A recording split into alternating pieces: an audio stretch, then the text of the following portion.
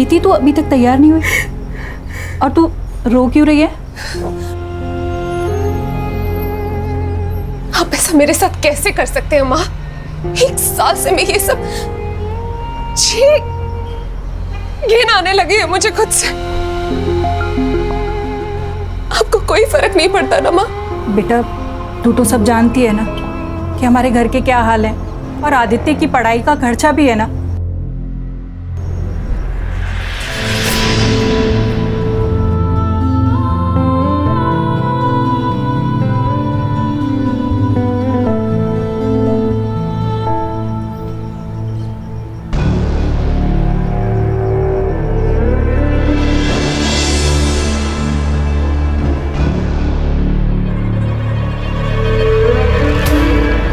Extra पैसे कमाओगी? Extra क्या?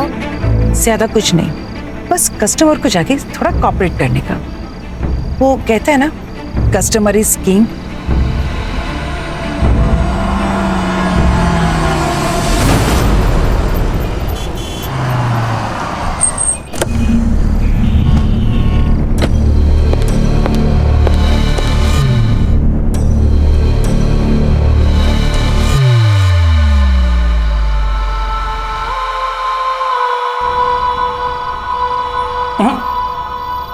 तुम लेट हो, बाकी मैं सब कर लूंगा।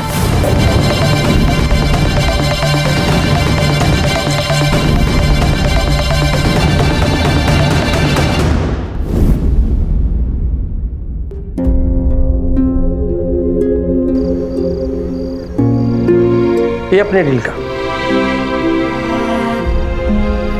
और ये तुम्हारा टिप।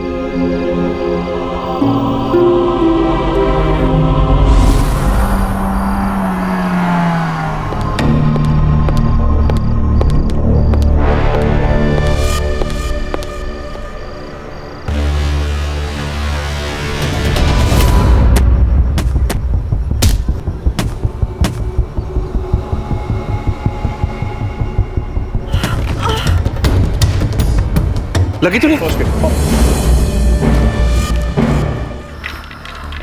घबराने की कोई बात नहीं, अभी सब ठीक हो जाएगा। ओह, ये लो।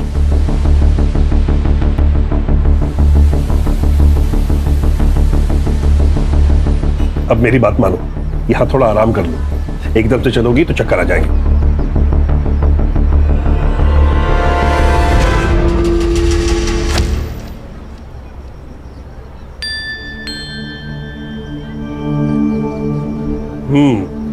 Feeling better? ये क्या कर लिया? ये चोट कैसे लगी तुमको? अच्छा ये बताओ, ये बलवीर सिंह सोढ़ी, इस बुढ़े को तुम कैसे जानती हो? मैं उन्हें नहीं जानती। उनके घर के सामने चोट लगी थी तो उन्होंने मदद कर दी। कोई जरूरत नहीं है उससे मदद लेने की। उस बुढ़े की ना, उसकी नीयत ठीक नहीं है, कह रहा हूं मैं।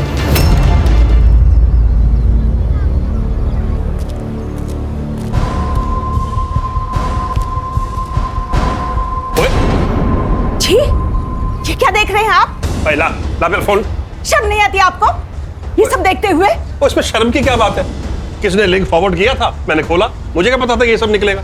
आपको पता है, बाके भी छिप कर देख रहा था। बाके और नला की तरफ। हाँ और तुझे शर्म नहीं आती? वो पीछे खड़े खड़े मेरे फोन में झांकता छिप छिप कर। नहीं साहब, मैं कुछ नहीं। चल निकल। अच्छा उसे छोड़िए, मुझे 20,000 रुपए चाहिए, कुछ सामान खरीदना है। अच्छा, सामान लेना है या अपनी पोती के लिए बर्थडे गिफ्ट खरीदना है? आपको तो अपने बेटे पोती से कोई मतलब ही नहीं है। ऐसे एहसान फरामोश औलाद के साथ मुझे कोई लेन देन रखना भी नहीं है। ला मेरा फोन दे। दे ना।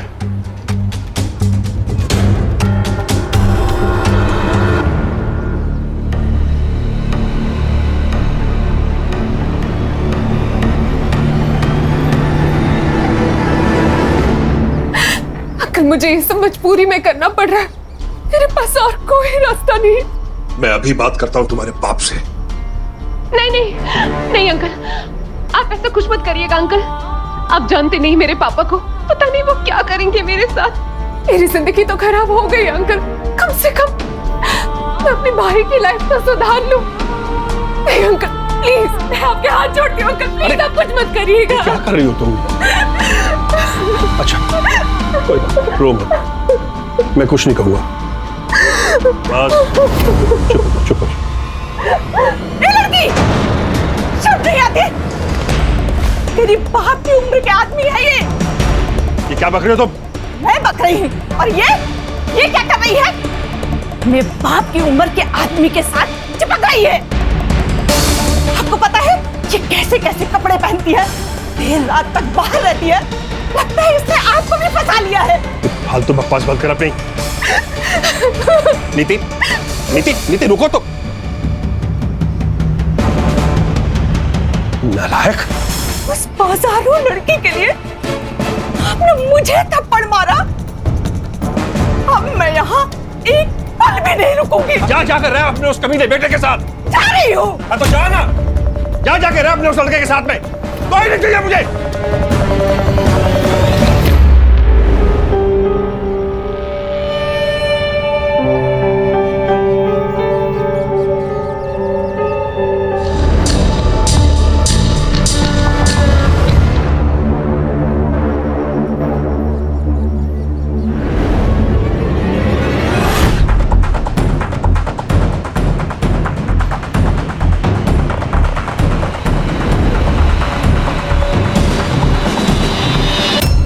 मजे लूट रहा है बूढ़ा।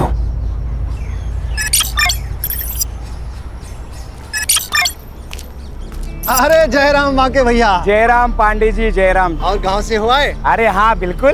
और भाभी बच्चे कैसे हैं? सब ठीक, सब ठीक। ये शहर में चाहे जितनी चमक धमक हो, लेकिन गांव का हवा पानी कुछ अलग ही है। हाँ भैया, ये बात तो आप सही कह रहे हैं। चलो पांडे जी, चलता हूँ। चलो चल।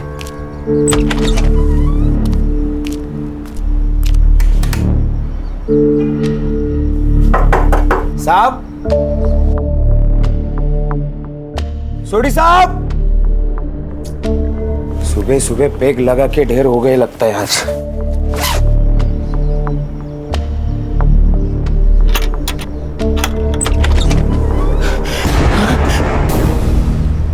मोबाइल भी नहीं है सर। एक काम करो, पूरा घर चेक करो।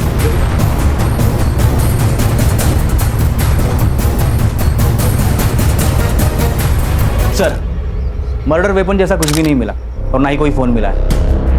तो सर बाकी सामान भी सब बरोबर अपनी जगह पे है, फुटेज का ही हल्ला नहीं है। आईटी कमिश्नर थे तो दुश्मनों की कमी नहीं होगी। बहुत से अमीर और पावरफुल लोगों के रडार पर होंगे सोडी साहब। और रिटायर होने के बाद मार दिया उन्होंने। Siddharth, yes sir. इनका नंबर निकाल के ट्रेस पे डालो और सीडीआर भी निकालना। Okay sir. और अश्वी, तुम इनकम टैक्स डिपार्टमेंट के इनके पिछले साल के और बाकी सारे कंट्रोवर्शियल केसेस की फाइल पकवाओ। जी सर। ताबे जी, वो नौकर कहाँ है जिसने मर्डर रिपोर्ट किया?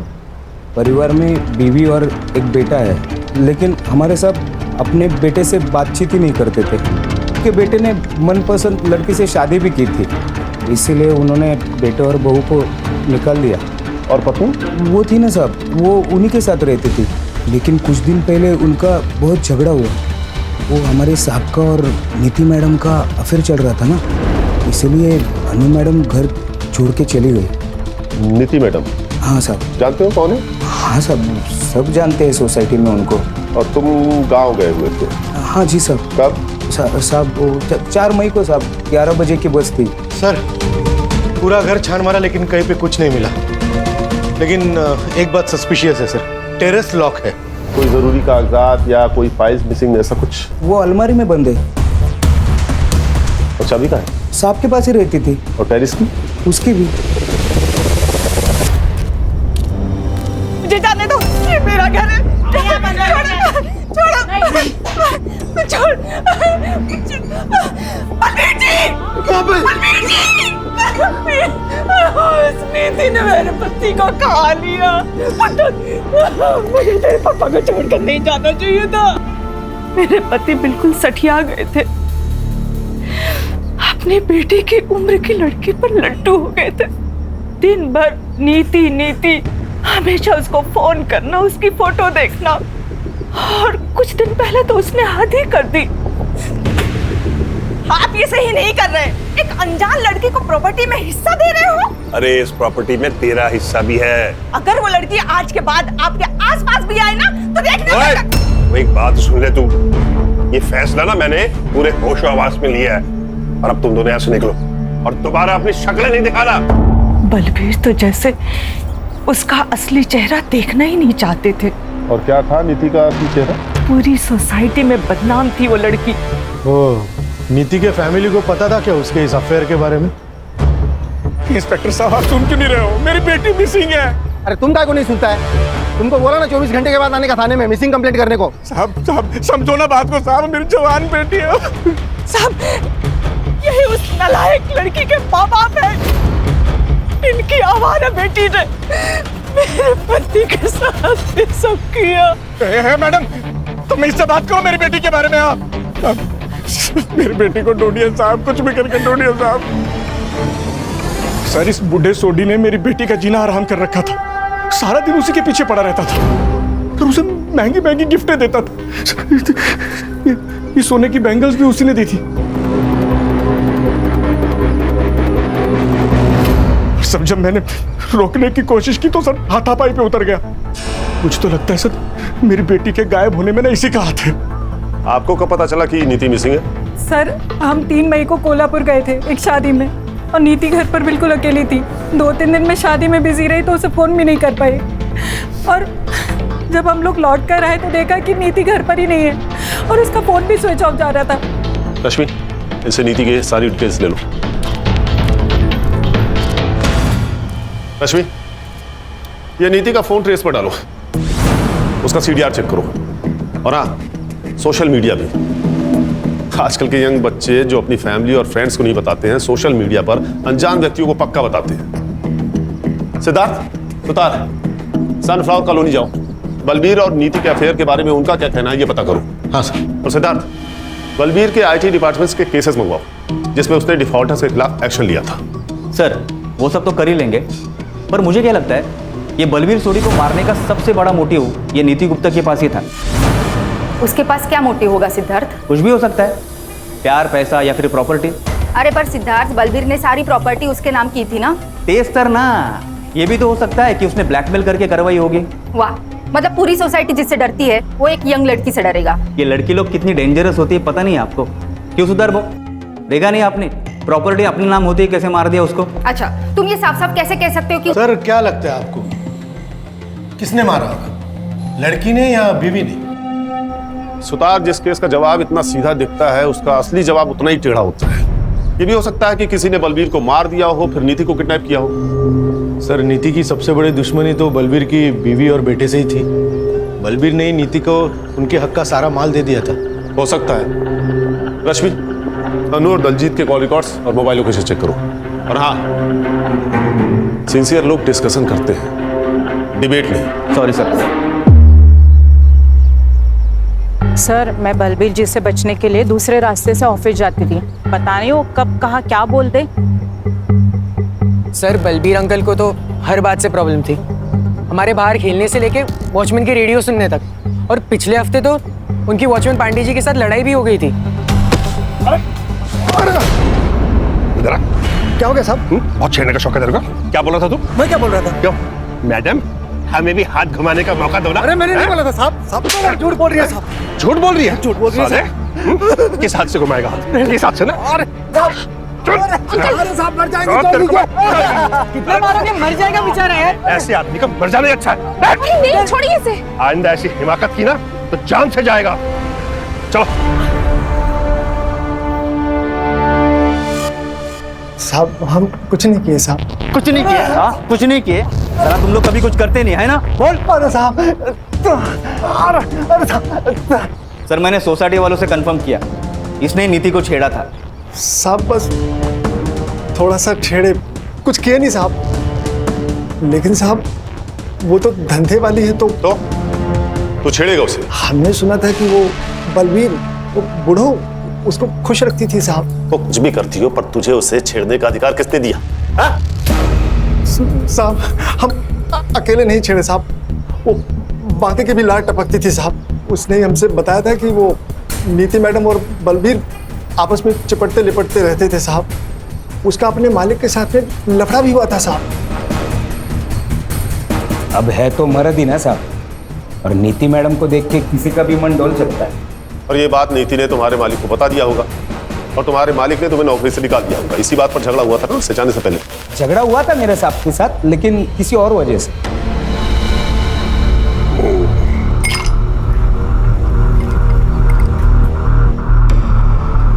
साहब आपके लिए कुछ लेके आओ क्या?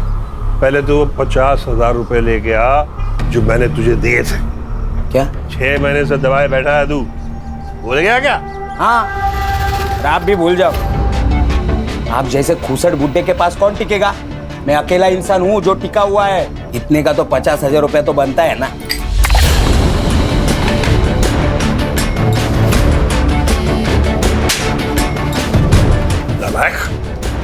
मुझसे जुबान लड़ाता, निकल, चल अभी बाहर निकल। और उसी रात तुमने तुरंत अपने मालिक को मार दिया गांव जाने से पहले। अरे नहीं साहब, सोडी साहब और मेरे बीच में झगड़ा होता रहता था, पर ना साहब का मेरे बिना चलता था और ना मेरा साहब के बिना चलता था। तुम और पांडे तुम भी थाना शहर छोड़ के कहीं नहीं जाओगे, नहीं तो सीधा जेल जाना पड़ेगा, समझ गए?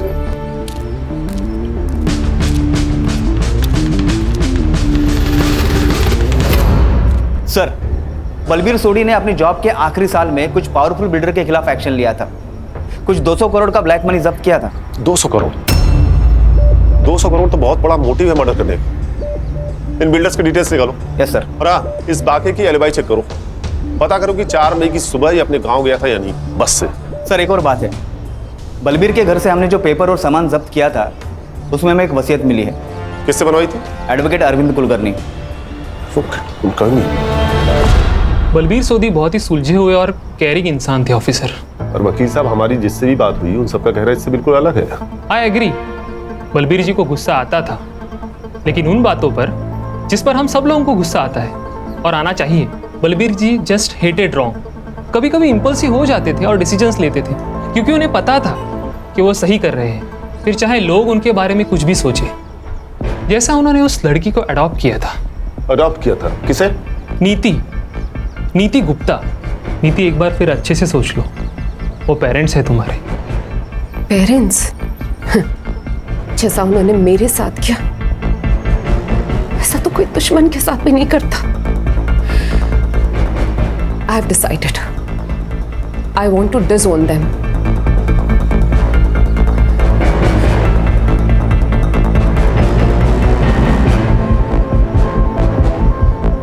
मुझे अब बस बलबीर अंकल की बेटी बनना है। कुलकर्णी, हमारा रिश्ता बहुत पवित्र है, लेकिन अनु हम पे बहुत शक करती है। उसे लीगली अडॉप्ट कर लूंगा तो उसकी गंदी सोच भी बदल जाएगी। तुम पेपर्स बना लो। वकील साहब, क्या नीति ने आपको कभी बताया कि उसके पेरेंट्स उसे कैसे परेशान करते हैं? नहीं सर, लेकिन वो बहुत तकलीफ में लग रही थी। मैंने कभी किसी बच्चे को अपने पेरेंट्स से इतनी नफरत करते नहीं देखा। अरे भाई, पीएम रिपोर्ट आई कि नहीं, कोई बताएगा मुझे? आ गई है सर। एक्चुअली मैं वो नीति का सीडीआर निकाल रही थी तो मैं भूल गई, सॉरी सर।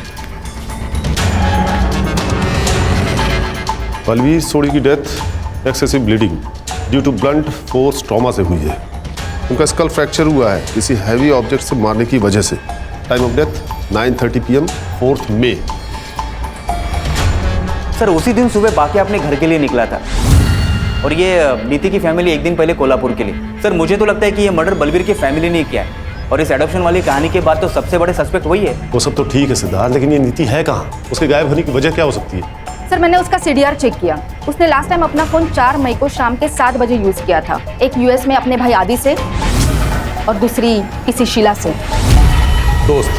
दोस्त नहीं है, एक्चुअली शीला उसकी पिंप है।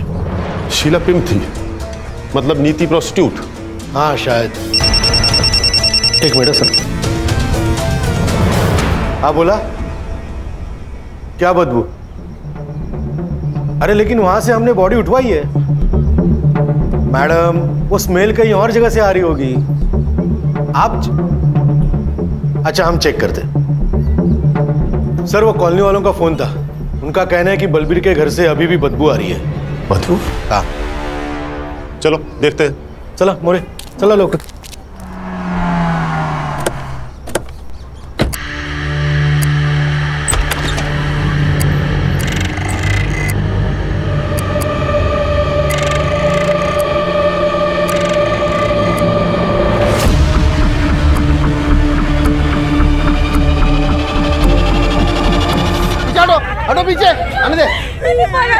अरे क्या कर रहे हैं आप? बॉडी को हाथ नहीं लगा सकते आप। अच्छा ठीक है।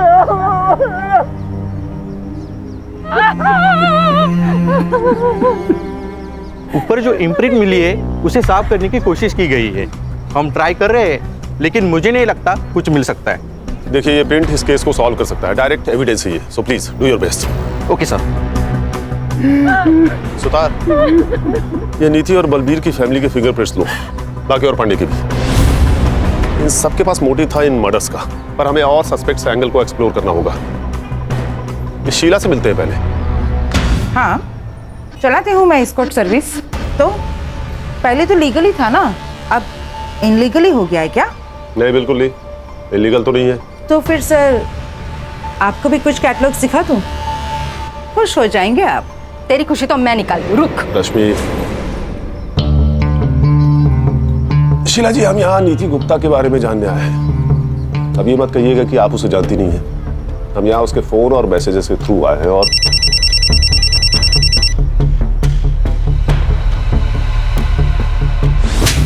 ध्यान दे, सर बात कर रहे हैं ना? ये क्या है सर? बार बार मुझे क्यों धमकाया जा रहा है? अगर किसी के फोन पे मेरा नंबर मिल रहा है तो इसका मतलब ये नहीं कि मैं किसी को जानती हूँ। अगर जानती नहीं थी तो क्या रही थी उसके साथ रॉयल इन होटल के लॉबी में?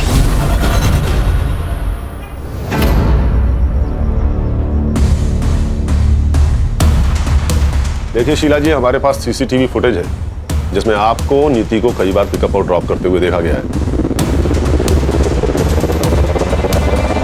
हाँ, मैं जानती हूँ नीति को। कहाँ मिली थी आप उससे? उसका बाप निर्मल उसे यहाँ पे लेके आया था। What? अरे सर, यही होती है लड़कियों की जिंदगी। यहाँ तो सगा बाप भी उसका नहीं होता, तो निर्मल तो सौतेला बाप था, कई बार उस पर हाथ मारता था। आखिरी बार कब बात हुई थी उससे? यही कुछ 10 दिन पहले सर, जब उसका बाप उसे यहाँ पे लेके आया था, तभी मैं उसे किसी क्लाइंट से मिलवा रही थी और तभी वो बुढ़ा यहाँ पे आ गया था। Cheers, darling. All the best, baby. अदला, और तुझे तो तेरा आज मैंने यही मर्डर कर देना है। तो ये तो कैसा बाप है? बाप के नाम पे कलंक है तू। कौन है तू और अंदर कैसे आया? अब ये बताता हूँ। अपने दोस्त कमिश्नर को फोन करता हूँ, सबके सब जेल में सड़ोगे।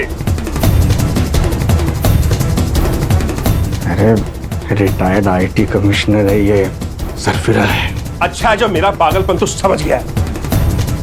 नीति, आओ। क्या रे निर्मल, क्या नाटक कर रहा है तू? हाँ?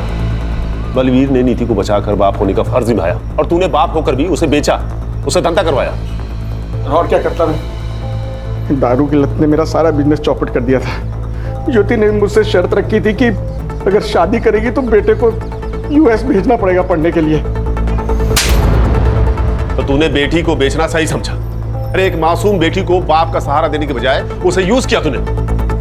अरे ये तो सौतेला बाप है, लेकिन आप तो सगी मां है ना। सर, हमारे पास और कोई रास्ता नहीं था। और बेटी की हराम की कमाई खाने से अच्छा है कि आप मर जाती। और आपका बेटा, उसे पता है उसकी पढ़ाई के लिए उसकी बहन के साथ? नहीं सर, आदित्य को कुछ भी नहीं पता, उसे कुछ मत बताइएगा। नीति ने हमें सब कुछ सच बताने से मना किया था, वरना वो पढ़ाई नहीं करेगा सर। तो बलबीर और नीति को मारने का प्लान आप दोनों ने साथ मिलकर बनाया था या तूने ये सब अकेले किया था? लॉटरी का टिकट था मेरा, मैं ऐसे कैसे करूं आप बताइए। रश्मि, इस पे सॉल स्टेशन और टॉर्चर के चार्जेस लगवाओ और अरेस्ट करो। ऐसे कैसे सर? ऐसे कैसे कर सकते हैं आप? ना आपके पास विक्टिम है, ना विटनेस है, ना वारंट है। नीति तो पहले ही मर चुकी है, वारंट आपके पास है नहीं, और विटनेस के लिए आपको शीला को अरेस्ट करना पड़ेगा। जब तक आप उसको अरेस्ट करेंगे तब तक मेरा लॉयर जो है वो एंटीसिपेटरी बेल ले चुका होगा। इतनी अकल अगर बिजनेस में लगाई होती ना तो बेटी को बेचना नहीं पड़ता। और ये बात सोचना कि तू बच जाएगा, जेल तो मैं तुझे भेज के ही रहूंगा। रश्मि, इसके खिलाफ फाइल बनाओ। Yes sir.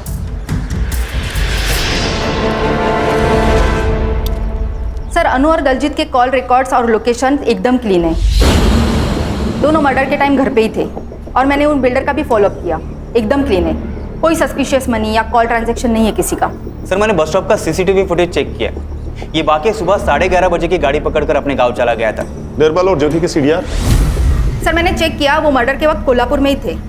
उनकी फोन लोकेशन वही की है। अरे फोन भेज दिया रहेगा बाइकों के साथ कोल्हापुर। सर, नीति की पीएम रिपोर्ट आई है। वो मैंने अर्ली रिलीज रिक्वेस्ट डाली थी। एज पर पीएम रिपोर्ट नीति का मर्डर भी सेम रीजन से हुआ है। उसके सर पर 10-15 बार वार किया गया बिफोर डेथ और 7 बार मरने के बाद। इंसानियत नाम की चीज कोई बची है कि नहीं? सर, फिंगरप्रिंट रिपोर्ट आ गए।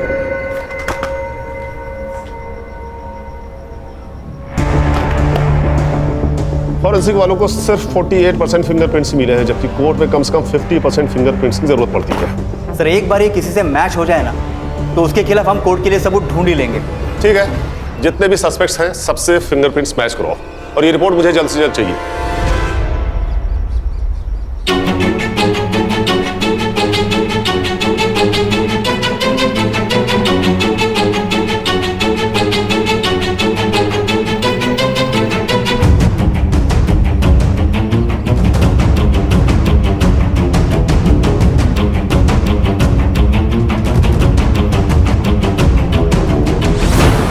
माँ, पापा,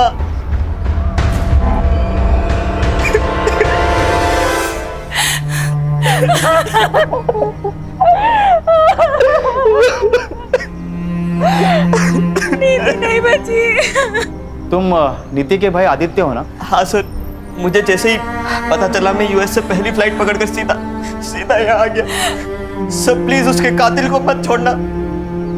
हो गया सर। रिपोर्ट कब तक मिलेगी? सर रिपोर्ट शाम तक मिल जाएगी सर। सर इतने सारे सस्पेक्ट में से एक भी फिंगरप्रिंट मैच नहीं हो रहा है। अगर इन्होंने नहीं किया तो फिर किसने किया? मतलब वहां कोई और भी था। रश्मि, सोडी बंगलो एरिया का डंप डेटा निकलवाओ। पता करो 4 मई की शाम को वहां कौन कौन था। और ये सुतार क्यों नहीं आया अभी तक? कहां रह गया? हॅलो, सुतार भाऊ आहेत कुठे तुम्ही?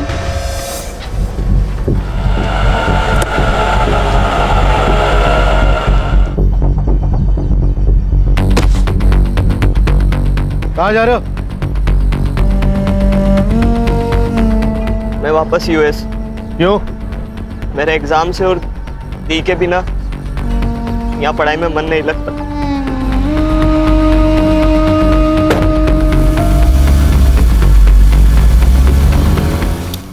अरे किसी की सुतार से बात हुई क्या? अभी तक आया नहीं, वो कहाँ रह गया? सर मेरी उनसे फोन पे बात हुई थी, वो अभी आते होंगे सर। Sorry sir, sorry. ये आ गए। क्या सॉरी सॉरी सर, सॉरी। उस सोडी साहब के घर के यहाँ पे गया था ना, डब्बा भूल गया था रिक्शा में। तुम्हें पता होना चाहिए यहाँ कितना काम पड़ा है सुतार। सर बहुत अजीब लग रहा है आज सर। मर्डर किसी एक का हो जाता है और सारे घर को भुगतना पड़ता है। क्या बात है सुतार भाऊ, आज ये फिलोसॉफी नहीं है मैडम। वो नीति का भाई मिला था, मायूस था बेचारा बहुत। अमेरिका जा रहा है वापस। क्या कहा? वापस जा रहा है? हाँ। अरे कल ही तो आया था ना वो। हाँ तो क्या हो गया सर? वो परीक्षा है उसकी, उसके लिए जा रहा है बोल रहा। उसकी बहन का मर्डर हुआ है सुतार। इतना खर्चा करके वो यहाँ आया है, लोग 13वीं तक रुकते हैं, वो क्रियाक्रम के पहले ही निकल रहा है। अजीब सा लग रहा है मुझे। Yes sir. आदित्य की फोटो सर्कुलेट करो और कंट्रोल रूम से कहो कि एयरपोर्ट जाने वाले हर रास्ते पर नाकाबंदी लगाए। Yes sir. और अश्विनी तुम सभी एयरलाइंस का पैसेंजर मैनिफेस्टो चेक करो, पता करो कि वो किस एयरलाइन से वापस जा रहा है। जी सर।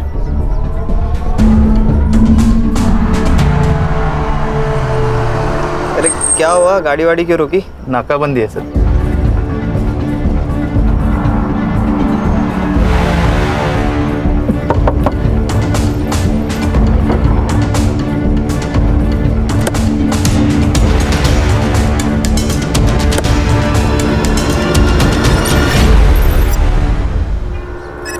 चल हाथ आगे ला।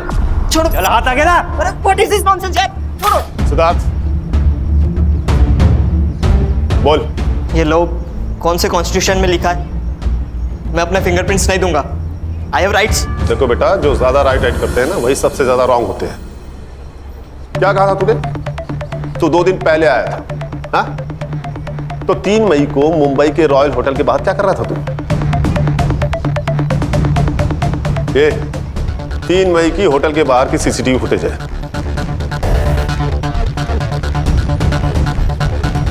ये उड़ी पहने हुए तू ही है ना? ये सोसाइटी के बाहर की सीसीटीवी फुटेज है। So what? घर जाने से पहले 2 दिन पहले चिल करना चाहता था। इसमें प्रॉब्लम क्या है? प्रॉब्लम हमें नहीं, प्रॉब्लम तो तुझे होने वाली है, वो भी बहुत बड़ी वाली। क्योंकि 4 मई को तेरा सेल लोकेशन बलबीर के घर के आसपास पाया गया है। अब बोल, 4 मई को रात 8 बजे तू बलबीर के घर पे क्या कर रहा था? मोरे, जरा अपना डंडा लेके आना। लगता है जब तक इसको पड़ेगी नहीं तब तक ये बोलेगा नहीं।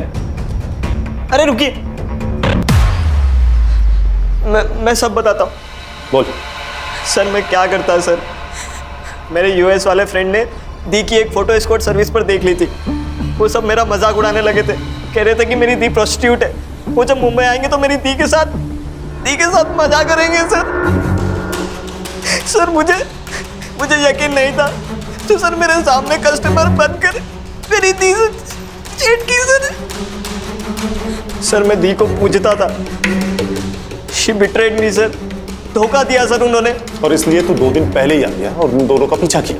हाँ सर, तभी जाकर तो मुझे पता चला कि उस बुढ़े बलवीर और दी का कुछ चल रहा है। और तुझे लगा कि वो उसका कस्टमर है, इसलिए तूने बलबीर और नीति को मार दिया। मैंने मर्डर नहीं किया सर, मैंने मर्डर का कॉन्ट्रैक्ट दिया था। किसे?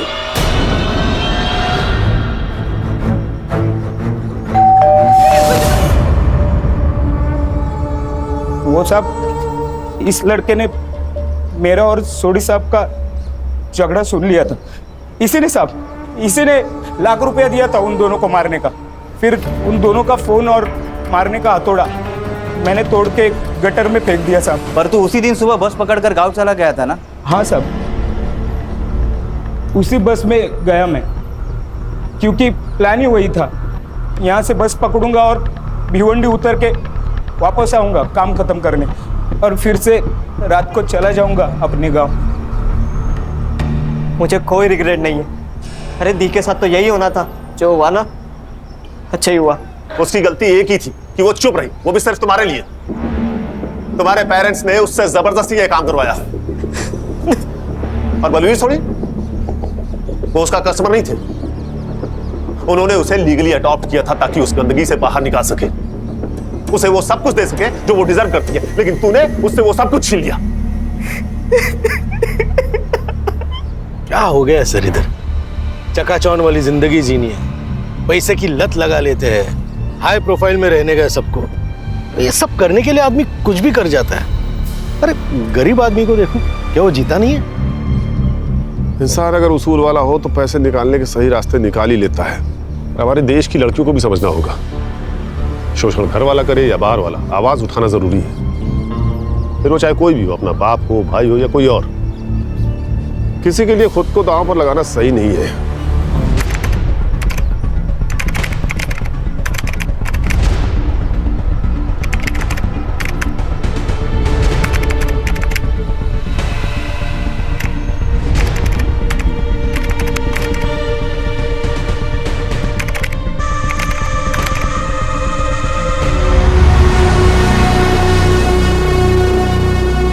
लंबी छुट्टियों के बाद कुछ दिनों पहले ही मैंने ड्यूटी रिज्वाइन की थी। फिर मेरे पास आया सेजल मेहता केस। इस केस ने मेरे जहन को इतना थका दिया कि लगने लगा मैं इस केस में एक अरसे से उलझा हुआ हूं। मैं जब भी इस लड़की के बारे में सोचता हूं तो एक अजीब ख्याल मेरे जहन को जकड़ लेता है। पुलिस वाले मृत विक्टिम से कभी मिल तो नहीं पाते, लेकिन फिर भी उन्हें विक्टिम की जिंदगी में उतरना पड़ता है, जिसे एक भूल का नाम दिया गया था।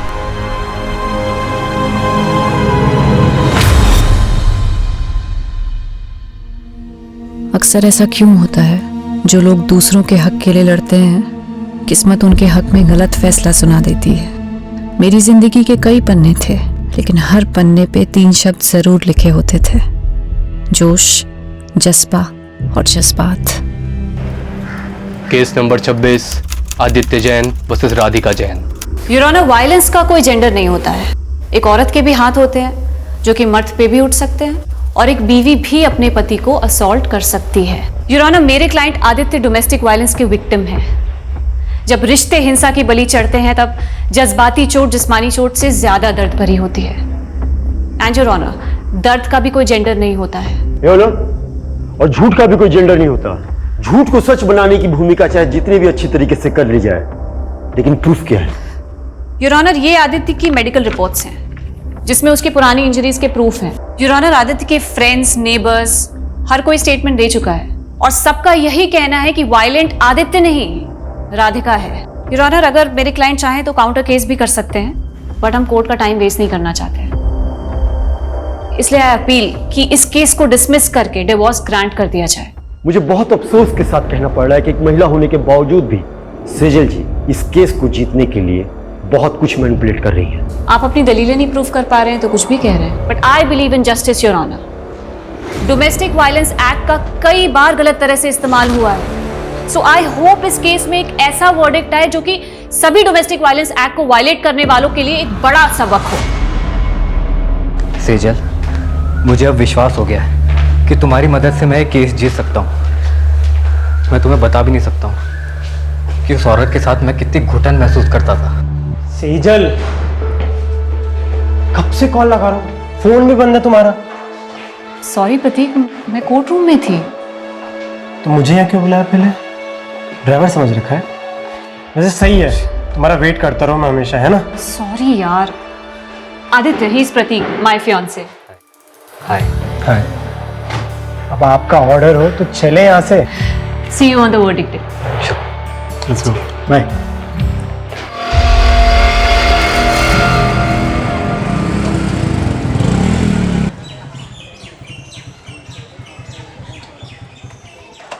मैंने तुमसे कहा था ना, I was not prepared, और तुम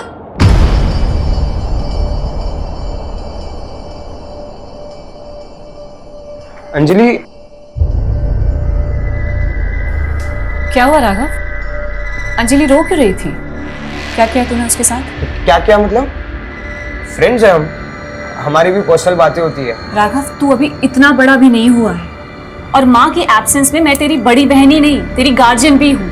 क्या पका रही होती थी? ये क्या लैंग्वेज हुई राघव? हाँ, रुको मैं अभी अंजलि से बात करती। उससे क्या बात करोगी आप? हाँ? तो एक बात बता, तू इतना डर क्यों रहा है? कहीं तूने उसके साथ कुछ ऐसा वैसा तो? इनफ दीदी, मैं आपको कभी पूछता हूँ क्या कि आप प्रतीक के साथ क्या क्या करती हो? हाँ, मेरी भी पर्सनल लाइफ है, सो प्लीज डोंट इंटरफियर। बहुत बदतमीज होता जा रहा है। सेजल, तुम ना छोटी सी बात को इधर का उधर ले जाती हो। यार, तुम उसे शांति से समझाओगी ना तो आई थिंक वो समझ जाएगा। So just relax, okay? चल। बाहरी दुनिया से जूझना जितना मुश्किल होता है, उससे कहीं ज्यादा मुश्किल उन रिश्तों से जूझना होता है जिनके लिए हम जीते हैं। अपनों की हार के आगे बाहरी दुनिया की जीत भी फीकी लगती है। आदित्य जैन वर्सेस राधिका जैन। इस केस के फैक्ट्स, स्टेटमेंट्स और प्रूफ्स पे बारीकी से गौर करने के बाद ये कोर्ट आदित्य जैन को डोमेस्टिक वायलेंस के चार्जेस से बरी करती है।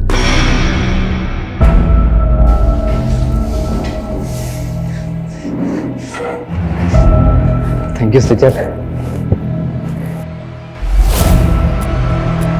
You saved my life. तुम मेरे लिए फरिश्ता बन के आई हो।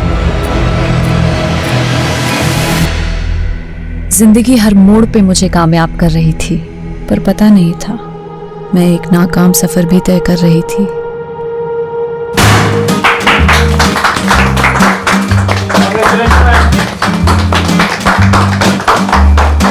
मैनी कांग्रेचुलेशन सेजल, मुझे पता था तुम ये केस जीत कर रहोगे। जिस डेडिकेशन, सिंसियरिटी और ईमानदारी से तुम काम कर रही हो, it's something to be appreciated.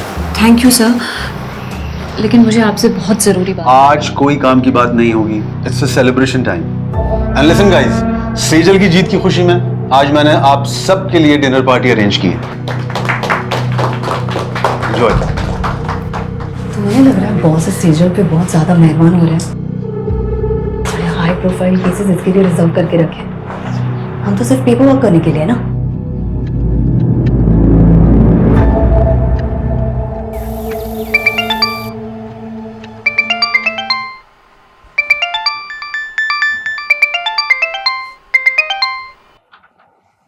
Raghav, अखबार में सेजल और उसके केस के बारे में छपा हुआ है और उसने मुझे बताया भी नहीं। कहाँ है वो?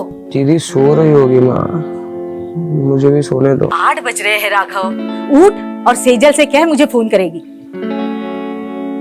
दीदी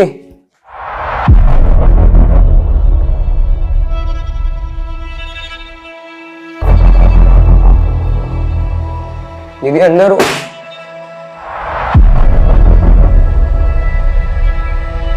दीदी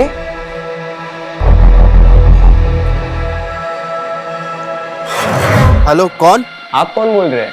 ये मेरी दीदी का नंबर है। आपकी दीदी? वो यहाँ हाईवे पे घायल पड़ी है। क्या? सेजल, कुछ बोलती क्यों नहीं? अरे आखिर क्या हुआ है? कुछ बोलेगी भी?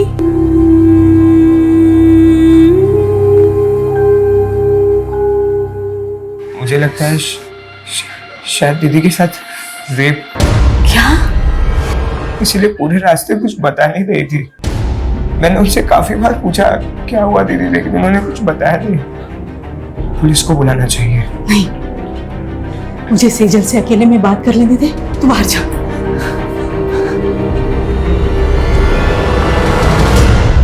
सेजल, मुझे बताना बेटा, क्या तेरे साथ किसी ने जबरदस्ती की? सेजल ठीक तो है ना? मुझे लगता है कुछ तो हुआ है जो तुम मुझसे छुपा रहे हो। नहीं प्रतीक, ऐसा कुछ नहीं है। अगर सब कुछ ठीक है तो वो मेरा फोन क्यों नहीं उठा रही है? वो दीदी सो रही है, मैं कॉल करवाता हूँ।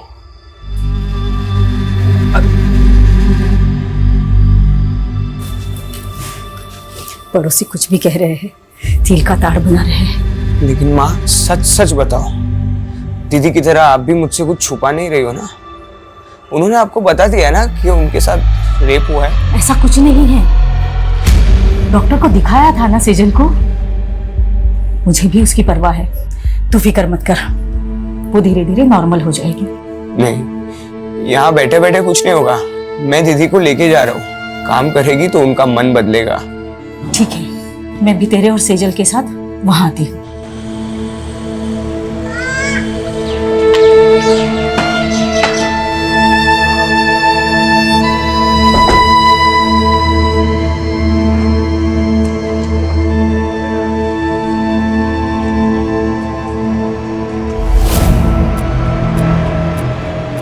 क्या देख रही है? चल अंदर।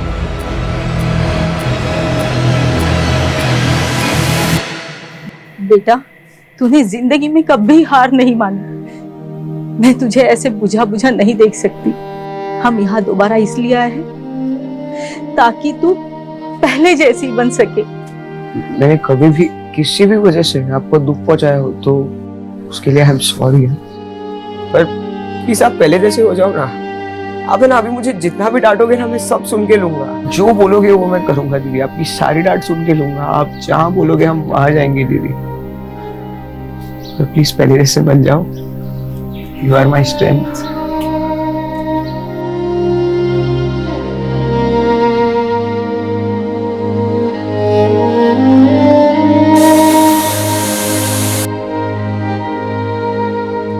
अपने दर्द छिपा के मैं पहली बार एक झूठी जिंदगी जीने की कोशिश कर रही थी।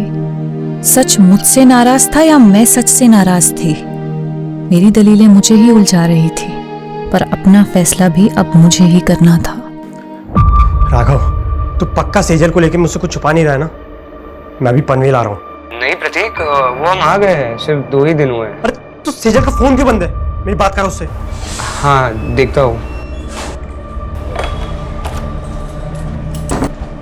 दीदी,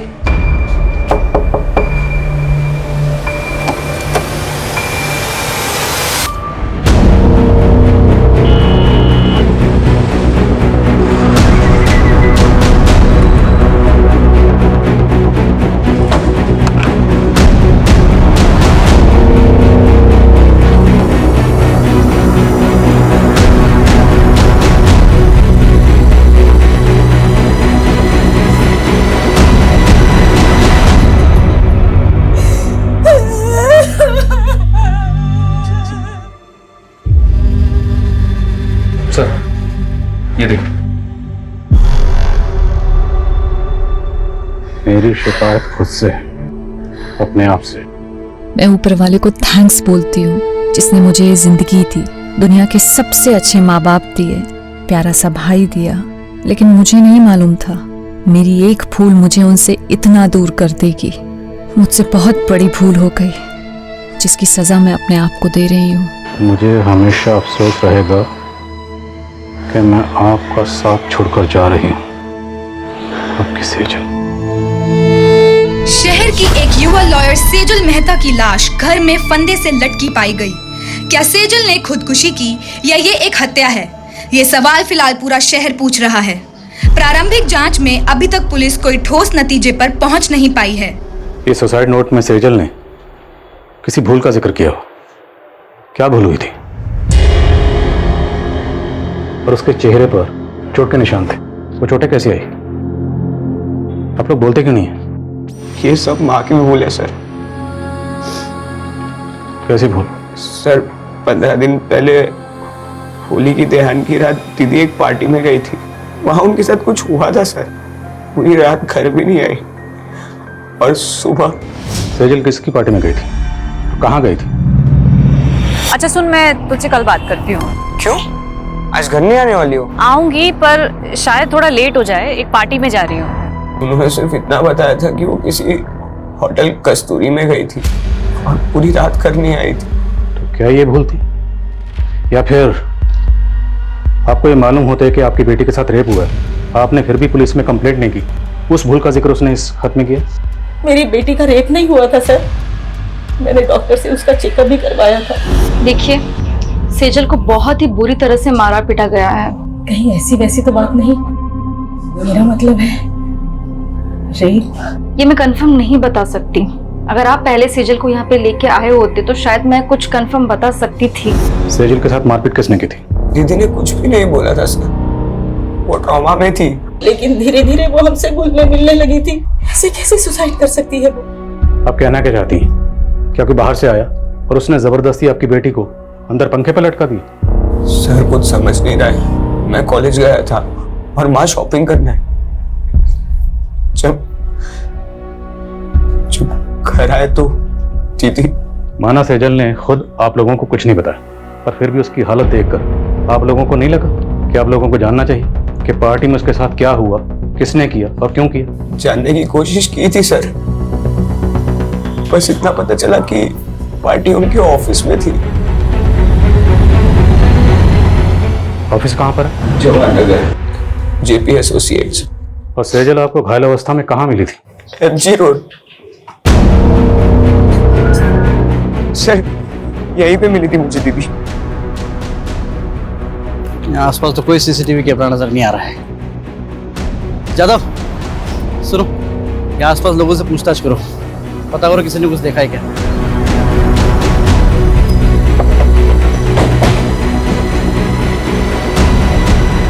सेजल बहुत स्ट्रांग लड़की थी। मैं मान ही नहीं सकता कि वो सुसाइड करेगी। 12 मार्च की रात आपके ऑफिस की तरफ से कोई पार्टी थी? हाँ, पार्टी तो थी। सेजल ने एक कंट्रोवर्शियल केस जीता था, उसी के सेलिब्रेशन में। और ये सेलिब्रेशन होटल कस्तूरी में हुआ था? कस्तूरी नहीं तो पार्टी तो ऑफिस में थी। सर, कस्तूरी होटल के बारे में मैं कुछ नहीं जानती। उस दिन पार्टी यहाँ पे ऑफिस में ही थी। ये पार्टी कब तक चली थी? करीब 9 बजे तक। और जब सेजल यहाँ से गई तो सब नॉर्मल ही था सर। अच्छा, आप आंटे बोलो। सर ये जिस हाईवे पे सेजल की लाश मिली थी वहां से 7 किलोमीटर दूर कस्तूरी प्लाजा नाम का एक होटल है। लेकिन राघव ने तो हमें होटल कस्तूरी बोला था। एनीवेज, इस कस्तूरी प्लाजा की लोकेशन भेजो मुझे तुरंत।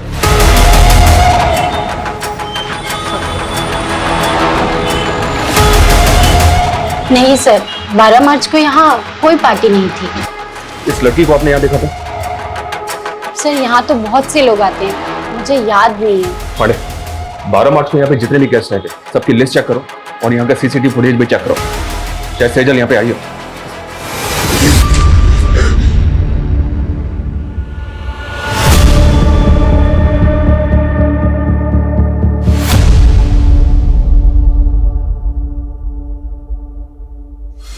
राघव, क्या है ये? मैंने मेरे बैंकिंग ऐप का पासवर्ड बता दिया तो तुम मिसयूज करोगे मेरे फंड्स का? किससे पूछ के तूने 35,000 रुपए निकाले मेरे अकाउंट से? मैं आपको बताने ही वाला था। और क्या करेगा तू इतने बड़े अमाउंट का? बोल।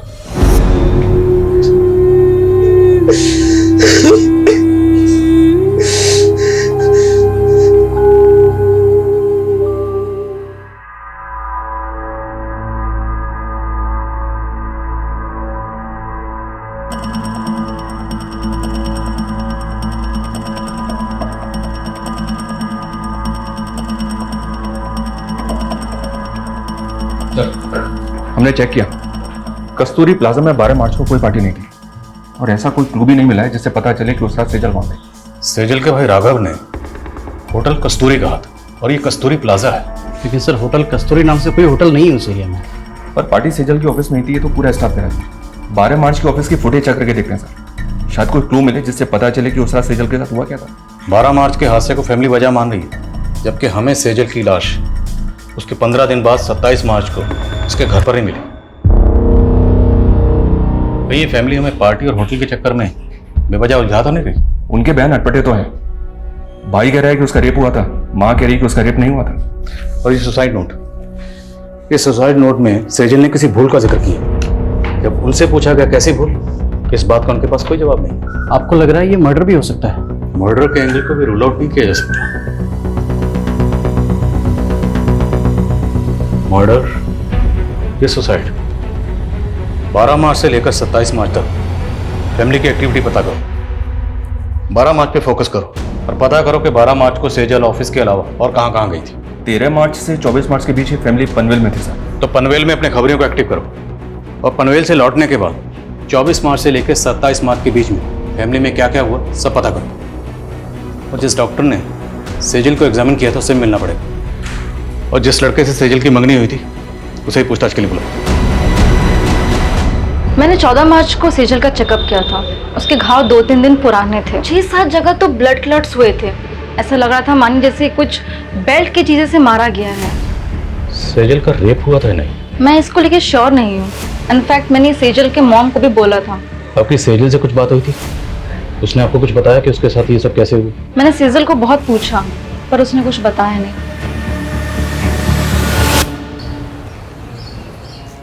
अरे दर्द दबा के मुस्कुराना सीखा है और मेकअप लगा के जख्म छुपाना भी।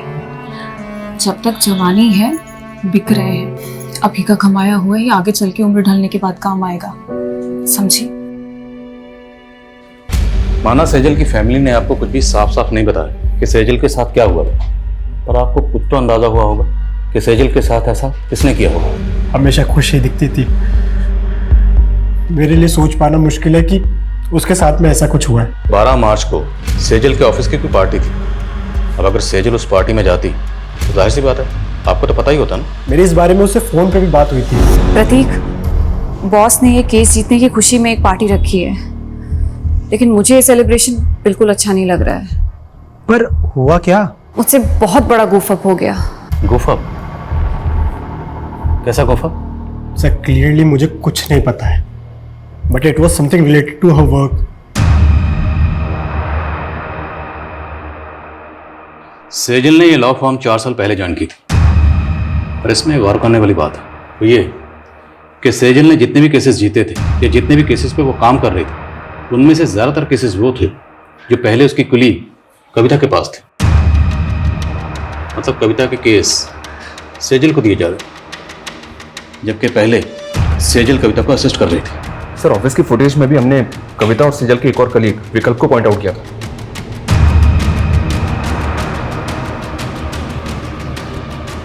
ये देखिए सर, सेजल ऑफिस से आखिरी बार कविता और विकल्प के साथ जाती हुई दिख रही। सर सेजल के 12 मार्च के CDR के अकॉर्डिंग उसकी आखिरी 2 फोन कॉल्स भी जानने जैसी हैं। सेजल ने रात को 8 बजे आदित्य जैन को कॉल किया था और फिर ठीक उसके बाद राधिका जैन ने सेजल को कॉल किया।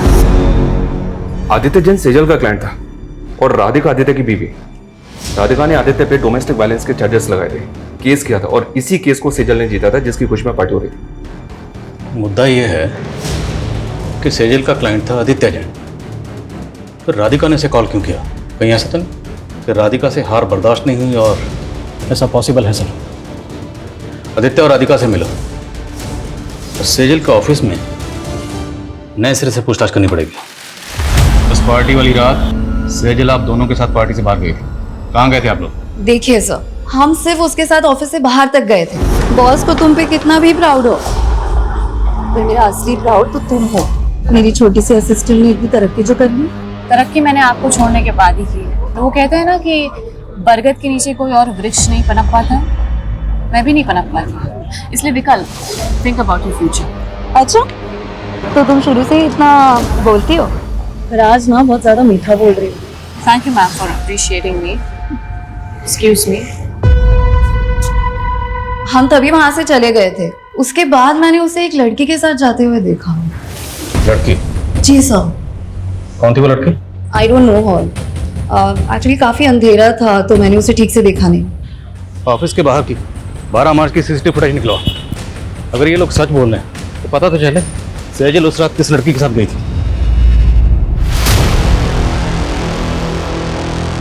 मैंने तुम्हें रोका था लेकिन तुमने मेरी बात नहीं मानी और अब तुम्हारी वजह से अब मैं प्रेग्नेंट हूँ।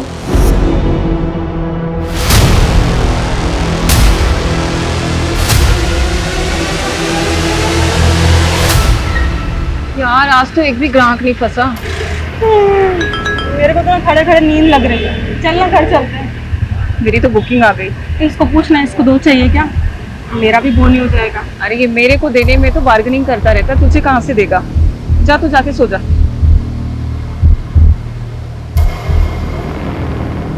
आदित्य से केस हार गई थी, वो भी सेजल की वजह से। तो फिर 12 मार्च की रात को आपने सेजल को किस इरादे से कॉल किया? नहीं सर, मैंने उसे कॉल नहीं किया था। मैंने उसके 5-6 मिस्ड कॉल देखे तब जाकर मैंने उसे कॉल बैक किया था। तो बात क्या हुई थी आपकी उसके साथ? सेजल को गिल्ट हो रहा था। गिल्ट? अब क्या है सेजल? सॉरी राधिका, जिंदगी में पहली बार मैंने एक गलत इंसान का केस ले लिया। कहना क्या चाहती हो तुम? मुझे आदित्य की सच्चाई पता चल गई है।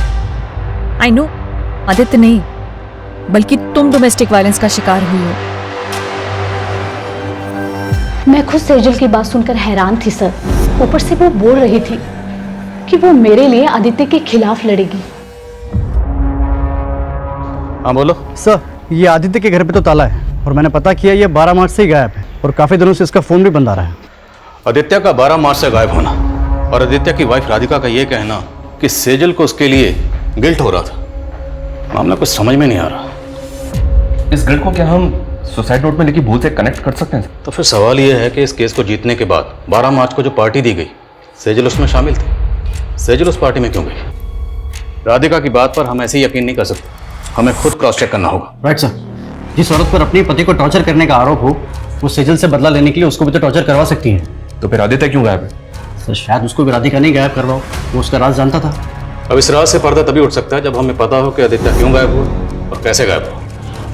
आदित्य की बैकग्राउंड खंगाल और मुझे लगता है कि हमें इस बारे में सेजल के बॉस से बात करनी चाहिए। सर हमें सर सेजल की पोस्टमार्टम रिपोर्ट।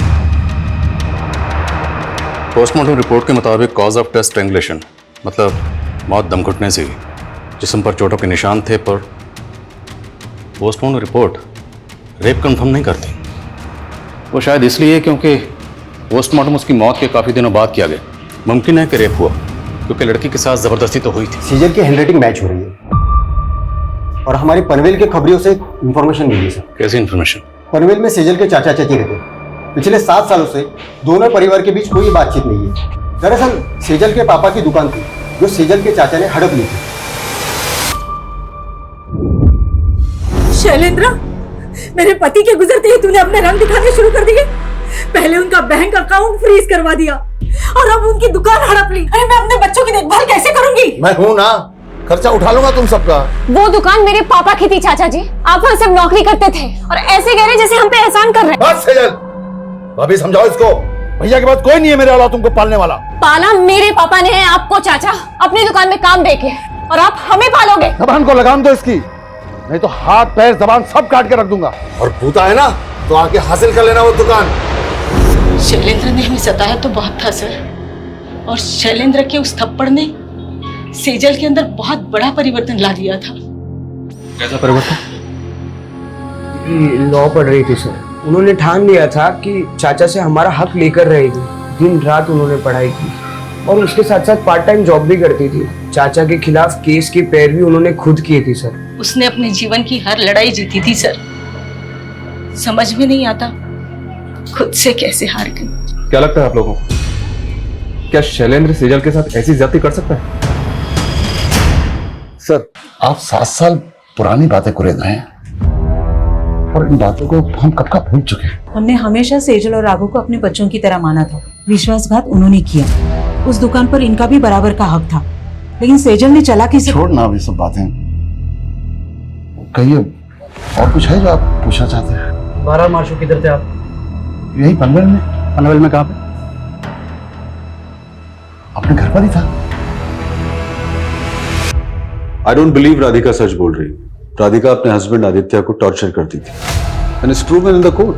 अगर सेजल को केस जीतने के बाद ऐसा कुछ लगता तो सबसे पहले वो मुझे बताती। सेजल के मंगेतर ने बताया कि वो काफ़ी दिनों से परेशान थी और जब उसने बार बार पूछा सेजल को कि किस बात को लेकर परेशान है तो सेजल ने बताया कि उससे काम में गुफ्तगू हो। अब जैसे कि आपने कहा कि सेजल सबसे पहले अगर कुछ होता तो आपको बताती, तो अगर इस गुफ्तगू का ताल्लुक राधिका के केस से नहीं है तो फिर किस बात से जिसको लेकर सेजल परेशान थी? ऐसा कुछ नहीं था और आप ये बेकार के सवाल करके अपना टाइम वेस्ट कर रहे हैं। सर मैंने आदित्य के कुछ रिलेटिव से बात की लेकिन किसी को नहीं पता कि आदित्य इस वक्त कहाँ पे। आदित्य मोती नगर की कंपनी में मैनेजिंग डायरेक्टर था। वहाँ इंक्वायरी करो, शायद कुछ पता चले। सर इसमें 12 मार्च की सेजल के ऑफिस की बाहर की फुटेज है। सर इसमें वो इस लड़की के साथ बाहर जाते हुए दिख रही है। कौन है ये लड़की?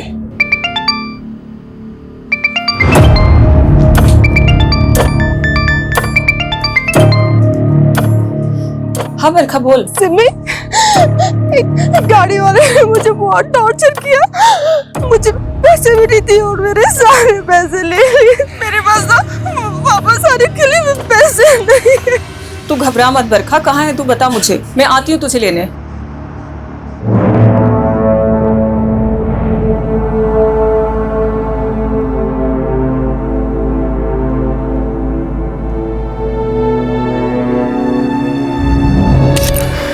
प्रॉब्लम क्या है तेरी?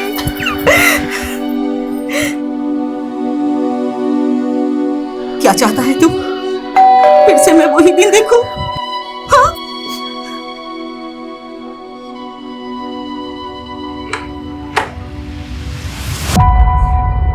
ऐसा करने से पहले तुमने एक बार भी अपनी माँ के बारे में नहीं सोचा? कहीं वजह तुम्हारी दोस्त अंजलि से तो नहीं जुड़ी? हाँ?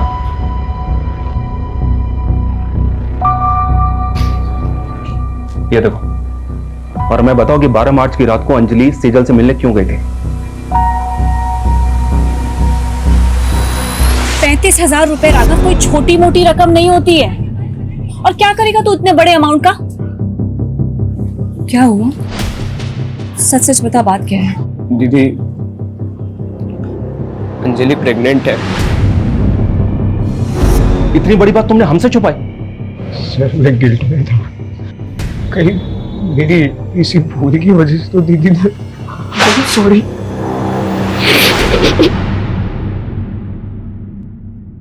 कोई प्रेग्नेंट नहीं थी तुम, ये सब ड्रामा है ना? प्रेग्नेंट हो तुम? कोई प्रूफ है? तुम दोनों ने मेरे भाई को बेवकूफ बनाया सिर्फ पैसे हटने के लिए। अब देखना, ऐसे चार्ज में तुम लोगों को अंदर करवाऊंगी ना कि कभी भूलोगे नहीं। 12 मार्च को सेजल को लेकर कहाँ गई थी? मैं तो बस माफी मांगने गई थी उनसे। तुम यहाँ क्या कर रही हो? मुझे माफ कर दो दीदी, प्लीज मेरे खिलाफ कोई केस मत फाइल करना। तुमने गुनाह किया है तो सजा तो तुम्हें दिलवा के रहूंगी मैं। नहीं दीदी प्लीज। वो वहाँ से चली गई थी, कहाँ गई वो मुझे नहीं मालूम है। तो हम मालूम कर लेंगे। जरा इन दोनों को मालूम पर घुमाओ। जी सर।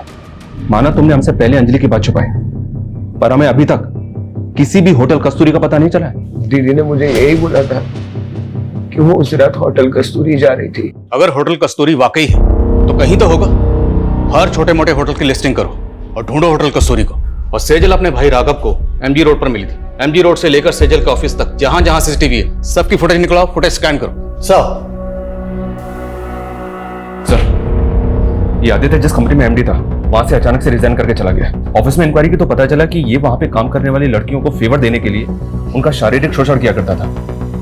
ये बात आदित्य के ऑफिस की एक लड़की ने सेजल से कांटेक्ट करके उसे बताई थी। तो पूरे चांसेस हैं कि आदित्य की वाइफ राधिका का बयान सही है कि सेजल उसके खिलाफ एक्शन लेने वाली थी, क्योंकि आदित्य 12 मार्च से ही गायब।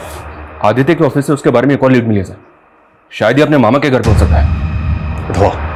भागा नहीं था मैंने रिजाइन किया था। तुम 12 मार्च से गायब हो। 12 मार्च मतलब उसी दिन जिस दिन सेजल मैंने कुछ नहीं किया है। मुझे अपने लॉयर से बात करनी है। अपने लॉयर को तो तूने मार दिया, अब किससे बात करेगा? बोल, क्यों मारा सेजल को? देखो, मुझे डराना मत। मुझे क्या लग रहा है तेरे साथ हम यहाँ पर टाइम पास कर रहे हैं? हाँ, रेप और मोलेस्टेशन के चार्जेस लगे हैं तुझे, और तेरे ऑफिस की कई लड़कियों की रिकॉर्डिंग स्टेटमेंट है हमारे पास। बोल आप मेरे पास प्रूफ्स हैं तुम्हारी असलियत के। मुझे तो खुद पे गुस्सा आ रहा है कि तुम्हारे जैसे सेक्स ऑफेंडर की पैरवी की मैंने। पर थैंक्स सेजल, तुम्हारी वजह से मैंने केस जीत लिया। मैं राधिका के साथ मिलकर काउंटर केस करूंगी तुम्हारे खिलाफ। कल ही वारंट निकल जाएगा तुम्हारा। मैं डरकर भागा जरूर था, लेकिन मैं सच बोल रहा हूँ, मैंने सेजल के साथ कुछ भी नहीं किया है। राइट सर, मैं पता करने की कोशिश कर रहा था।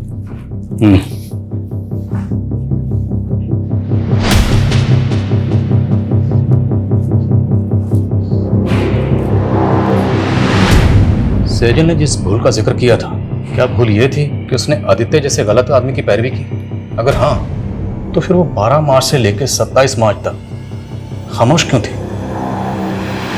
और कोई भी भूल इतनी बड़ी कैसे हो सकती है जिसकी वजह से सेजल जैसी लॉयर सुसाइड कर ले?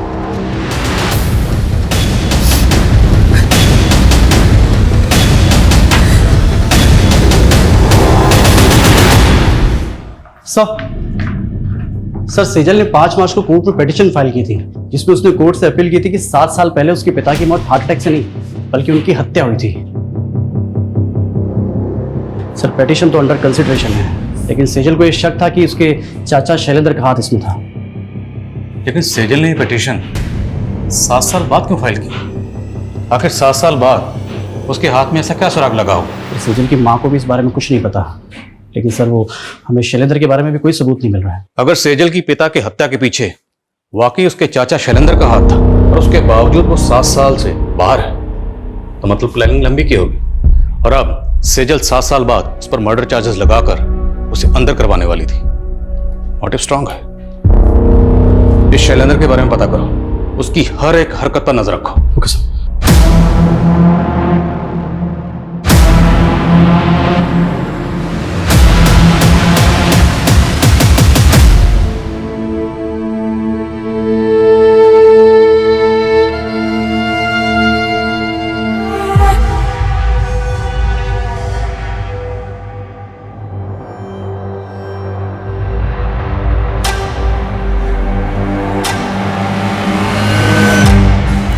रोज पेट पे लात मारती हूँ मैडम। बकबक बंद कर। क्या बकबक मैडम? जो मर्डर करके भाग जाते हो उनको तो आप पकड़ नहीं पाते हो, और हमारे जैसे को दबोच लेते हो आप। क्या बोल रही है तू? किसका मर्डर? मेरी दोस्त का मर्डर। 6 महीने पहले 12 मार्च को हाईवे रोड पे मेरी दोस्त को मार दिया गया था। उसकी सुनवाई हुई अभी तक? चल ठीक है, गाड़ी में बैठ।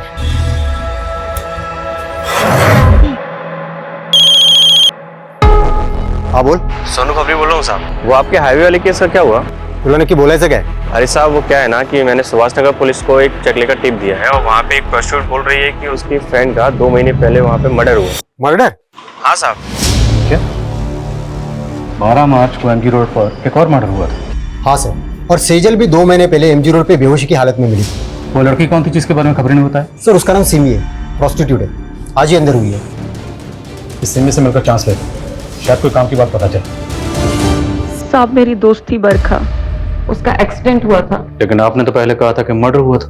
साहब किसी ने जानबूझकर उसको गाड़ी से उड़ा दिया था। आपको ये कैसे पता कि किसने जानबूझ के उड़ाया था? हाँ बरखा बोल। मेरे पास तो वापस आने के लिए पैसे नहीं। तू घबरा मत बरखा, कहाँ है तू बता मुझे। मैं एमजी रोड पे एक गाड़ी वाला एक लड़की को फेंक दिया। बरखा मुझे कुछ समझ में नहीं आया और उसके बाद उसका एक्सीडेंट हो गया। बरखा ने आपको उस गाड़ी का नंबर बताया था? नहीं साहब, लेकिन बरखा ने बताया था कि ग्रे कलर की कोई कार थी। आपकी बरखा से बात कब हुई थी? मेरा मतलब तारीख क्या थी? सर 12 मार्च को रात के 2-2:30 बजे के आसपास। 12 मार्च की रात को सेजल जहां पर जख्मी हालत में मिली थी उस जगह पर सीसीटीवी नहीं है, लेकिन वहां से 3 किलोमीटर दूर एक सिग्नल है, वहां पे सीसीटीवी है।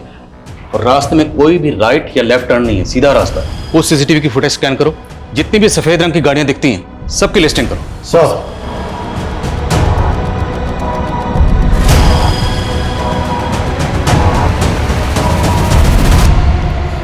उस रात 2 बजे के बाद उस रास्ते से ये 7 ग्रे कारें गुजरी थी, और ये इन 7 कारों के 7 ओनर्स हैं। इन ओनर्स की डिटेल्स निकाली तो पता चला कि इनमें से ये मनीष, इसका एक होटल है, होटल संतूरी। राघव ने कहा था कस्तूरी। होटल कस्तूरी में गई थी। संतूरी कस्तूरी। सर ये भी तो हो सकता है कि सुनने में फर्क आया।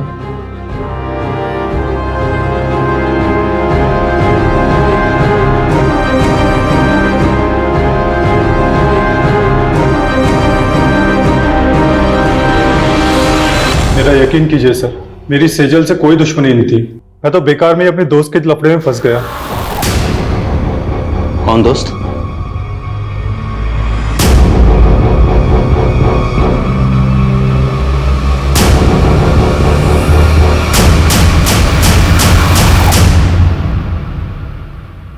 दो महीने से तेरी एक्टिंग देख रहा हूं, पर अब तो इस डंडे पे नाच करेगा। नाच। बोल, सेजल ने क्या बिगाड़ा था तुम्हारा? बोल। सर मेरा पहले बिल्कुल भी इरादा नहीं था उसे नुकसान पहुंचाने का, बल्कि वो तो ऑफिस की पार्टी मनाने के बाद में उसे मनीष के होटल में मिलने भी आई थी। प्लीज प्रतीक, वैसे भी आदित्य की वजह से मैं बहुत गिल्ट में हूँ। पार्टी करने का एकदम मूड नहीं है। सेजल, ऑफिस में ये सब चलता रहता है। Please please. कौन कौन कौन कौन कौन? Cheers guys।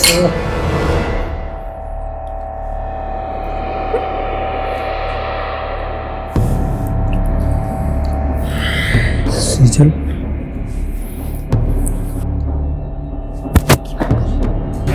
दोस्त है सामने। दोस्त पास में नहीं होते तब भी कौन सा तुम्हारे पास आने देती हो? तुम ना मेरे स्वाभिमान को बहुत हर्ट करते हो निशा। विशाल,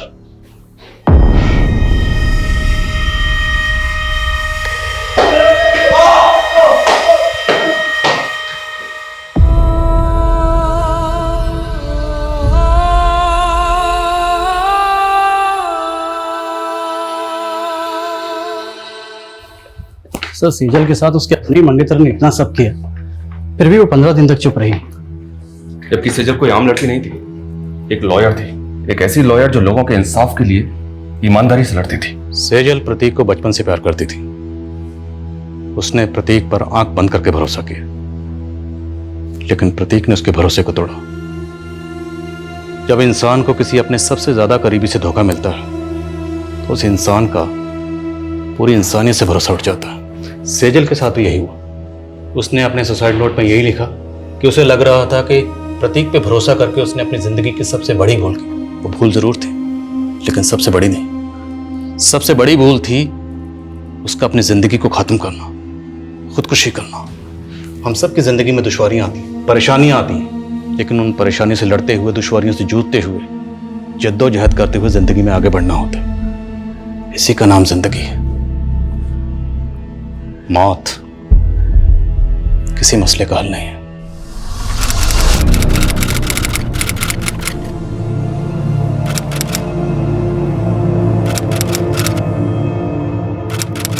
क्राइम पेट्रोल्स के और भी दिलचस्प कहानी देखने के लिए हमारे चैनल को सब्सक्राइब करें और बेल आइकॉन दबाना न भूलें।